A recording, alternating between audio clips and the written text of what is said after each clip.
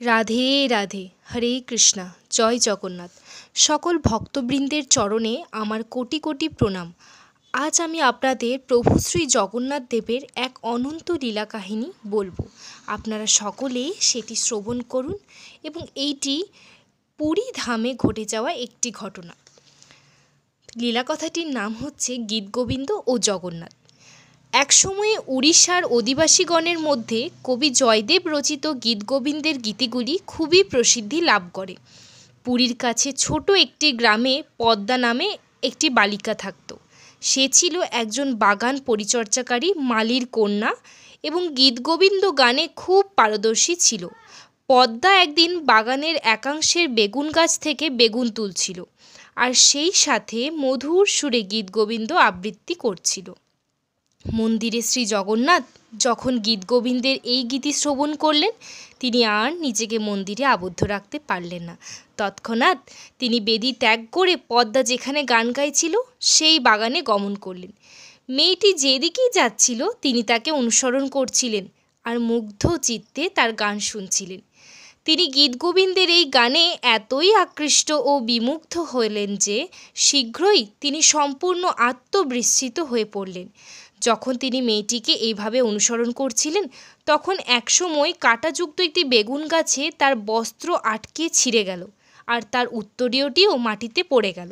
কিন্তু প্রভু গীতগোবিন্দ শ্রবণে এতই তন্ময় হয়ে গিয়েছিলেন যে তিনি এসব কিছুই লক্ষ্য করলেন না। কিছু সময় পর পদ্মার ঝুড়িটি বেগুনে ভর্তি হলো। সে বাগান থেকে চলে গেল। পদ্মার গান শ্রবণ করে পূর্ণ পরিতৃপ্ত চিত্তে শ্রী জগন্নাথ মন্দিরে ফিরে এলেন। পরদিন সকালে পূজারীরা প্রাতকালীন সেবাকর্ম করার জন্য মন্দিরে গেলেন।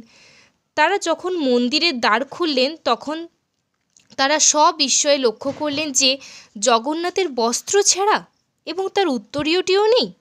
তার বস্ত্রের কিছু কিছু টুকরো এখানে ওখানে পড়ে রয়েছে। মনে হচ্ছিল যেন পূর্বদিন সন্ধ্যায় ভগবানকে যথাযথভাবে বস্ত্র পরানো হয়নি। এসব দেখে পূজারীরা চিন্তিত হয়ে পড়লেন এবং অবিলম্বে রাজাকে সংবাদ দিলেন। কিভাবে এমনটা ঘটতে পারে কারোরই বোধগম্য হচ্ছিল না। প্রত্যেকেই এটাকে অত্যন্ত অশুভ লক্ষণসূচক বলে বিবেচনা করলেন। রাজা পূজারীদের সেবায় কোনো ত্রুটি হলে তার জন্য ভগবানের কাছে ক্ষমা প্রার্থনা করলেন এবং উপবাস করতে শুরু করলেন। শ্রী জগন্নাথ রাজার কাছে স্বপ্নে আবির্ভূত হয়ে বললেন, হে রাজা, বিচলিত হওয়ার কোনো কারণ নেই। আমার মহান ভক্ত জয়দেব রচিত গীতগোবিন্দ আমার অত্যন্ত প্রিয়। আমি এটি শ্রবণ করতে অত্যন্ত পছন্দ করি। গত রাত্রে একটি গ্রাম্য বালিকা খুব সুন্দর করে গীতগোবিন্দ গাইছিল। আমি তার গানে এতই আকৃষ্ট হয়ে পড়ি এবং তার গান শ্রবণ করার জন্য মন্দির ত্যাগ করি। আমি যখন বেগুন খেতে তাকে অনুসরণ করছিলাম, তখন বেগুন গাছের কাঁটায় আমার পোশাক ছিঁড়ে যায় এবং আমার উত্তরীয় বস্ত্রটি সেই বেগুন খেতে পড়ে যায়। এর জন্য তোমরা আদৌ বিচলিত হওয়ার কোনো কারণ নেই তোমাদের। এসবে তোমাদের কোনো দোষ নেই। কিন্তু তোমাদের কাছে আমার অনুরোধ, ওই বালিকাটিকে প্রতিদিন মন্দিরে নিয়ে এসে আমার সামনে গান করতে বলো। আমি বিশ্রাম গ্রহণের পূর্বে তার গান শ্রবণ করব।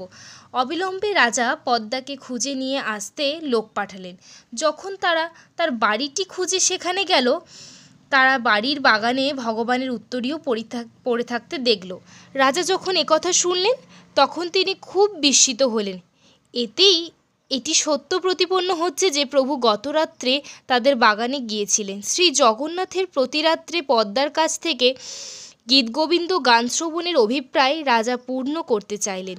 তিনি নিজে পদ্মার বাড়িতে গেলেন এবং তার স্বপ্নের কথা এবং তার গান শোনাবার জন্য ভগবানের অভিলাষের কথা তাকে বললেন। তিনি তাকে বললেন তার আপত্তি না থাকলে সে এসে পুরীতে থাকতে পারে। তারও তার পরিবারের সকলের পুরীতে বাস করার সকল সুযোগ সুবিধার বন্দোবস্ত করে দেওয়া হবে, রাজা জানালেন। তখন সে প্রতিদিন শ্রী জগন্নাথের সামনে গীতগোবিন্দ গেয়ে শোনাতে পারবে। একথা শুনে পদ্মা খুবই আনন্দিত হলো। তার কতই না সৌভাগ্য যে ভগবান নিজে তার কাছ থেকে গীতগোবিন্দ গান শ্রবণ করতে চাইছেন। ফলে পদ্মা তার পরিবারের সকলকে নিয়ে পুরীতে গিয়ে শ্রী জগন্নাথের সেবা করতে সম্মত হলো। শীঘ্রই তারা সকলে পুরীতে এসে রাজার সঙ্গে সাক্ষাৎ করল। রাজা তাদের সকলকে পুরীতে বাস করার জন্য সকল সুবিধা সুব্যবস্থা করে দিলেন এবং পদ্মাকে শ্রী জগন্নাথের সামনে গীতগোবিন্দ গান করার বিশেষ সেবা দিলেন। সেই থেকে ভগবানের বিশ্রাম গ্রহণের পূর্বে তাকে গীতগোবিন্দ গান করে শোনানোর প্রথা জগন্নাথ মন্দিরে প্রবর্তিত হলো। জয়দেব রচিত গীতগোবিন্দের গানকে রাজা অত্যন্ত সমাদর ও মর্যাদা দেন।